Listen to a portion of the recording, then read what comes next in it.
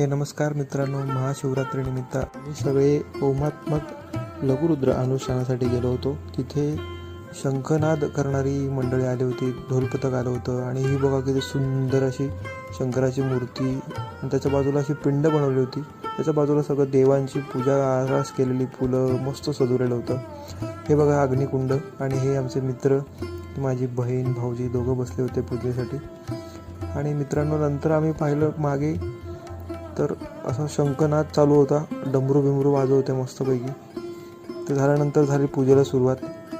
सगळे पूजा करत होते आणि मी पण पूजा करत होतो. त्याच्यानंतर आम्ही अभिषेक करण्यासाठी गेलो. आता झाली होमाला सुरुवात.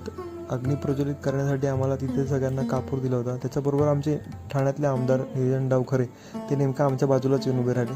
त्यांच्याबरोबर पण आरती पूजा करण्यात आली. खूप धमाल केली. आणि हा व्हिडिओ तुम्हाला कसा वाटला हे नक्की कमेंट बॉक्समध्ये नक्की सांगा. धन्यवाद.